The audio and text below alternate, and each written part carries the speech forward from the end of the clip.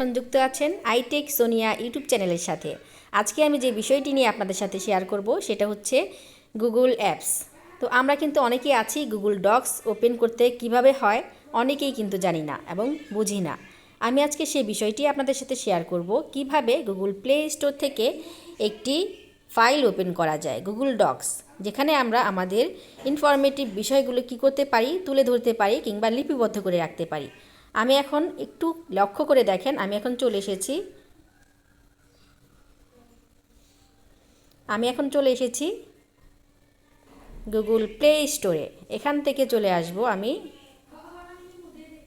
যখন আমি এখানে ক্লিক করে দিলাম তখন কিন্তু আমি গুগল ডক্সের এখানে এসে সার্চ বারে কি করব, লিখে দিব গুগল ডক্স। যখন আমি এটা লিখে দিলাম তখন কিন্তু আমাকে সাজেস্টে দেখাচ্ছে। আর আমার যেহেতু এই ফাইলটি ওপেন করা, আমি কি করব না, এখানে আর ফাইলটিকে আমি নতুন করে নামাবো না, তবে আমি আপনাদেরকে একটু দেখিয়ে দিচ্ছি এটা কিভাবে ইউজ করতে হয়। তো একটু লক্ষ্য করে দেখুন, আমি কিন্তু ফাইলটি ওপেন করলাম। ফাইলটি যখন আমি ওপেন করলাম তখন একটু লক্ষ্য করে দেখুন উপরে কি লেখা আছে। উপরে কিন্তু কিছুই লেখা নেই। এখন আমি কি করব, একটি ফাইল কিভাবে ওপেন করতে হয় সেটা আপনারা একটু লক্ষ্য করে দেখুন। এই যে প্লাস আইকন আছে, আমি এই প্লাস আইকনের উপরে কি করব, একটা ক্লিক করে দিব। যখন আমি প্লাস আইকনের উপর ক্লিক করলাম তখন দেখুন এখানে চুজ টেমপ্লেট নিউ ডকুমেন্ট এরকম একটা লেখা এসেছে।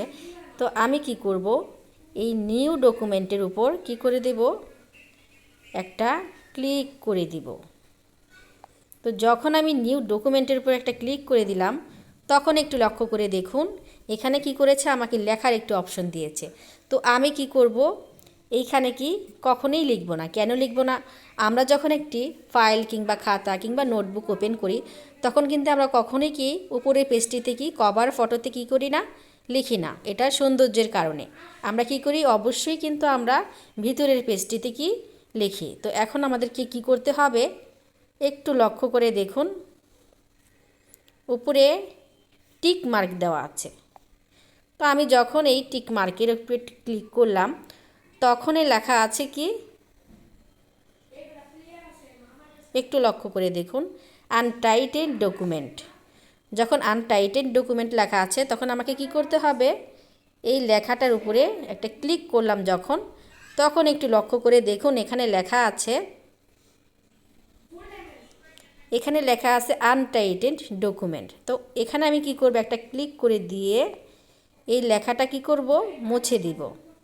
এটা মুছে দিয়ে আমি আমার মতো করে একটি নামকরণ করব। তো আমি এখানে একটি নাম লিখে দিলাম। আপনারা কিন্তু আপনাদের একটি নাম কি ইচ্ছে অনুযায়ী আপনার নাম বা আপনার ক্লায়েন্টের নাম এরকমও কিন্তু দিয়ে নিতে পারেন। তো এখন আমি কি করব, এখন আমি এই ওকেতে ক্লিক করব। যখন আমি ওকেতে ক্লিক করলাম তখন কিন্তু একটু লক্ষ্য করে দেখেন আমার কি হলো, আনটাইটেড ডকুমেন্টের জায়গায় মামুন নাম চলে এসেছে। তো এখন আমি চাইলে কি করব, এখান থেকে আমি লিখতে পারবো। একটু লক্ষ্য করে দেখুন এখানে এই পেন্সিল আইকনটির উপরে ক্লিক করেও কিন্তু আমি লিখতে পারতেছি, আবার এই ট্যাবের উপর ক্লিক করেও কি আমি লিখতে পারতেছি। তো এখন আমি কি করব, এই পেন্সিল আইকনের উপর ক্লিক করে আমি কি করব, যে কোনো কিছুই কিন্তু আমি লিখতে পারবো। তো একটু আমি আপনাদেরকে দেখিয়ে দিচ্ছি। আপনি চাইলে যে কোনো একটা কিছু কি লিখতে পারেন। তো আমি এরকম একটি লিখে আপনাদেরকে দেখিয়ে দিলাম যে কিভাবে একটি ডক্স ফাইল ওপেন করে এখানে কি করতে হয়, লেখা যায়। তো এমনই নতুন নতুন ভিডিও পাওয়ার জন্য কিন্তু আইটেক সোনিয়া ইউটিউব চ্যানেলের সাথেই থাকতে পারেন।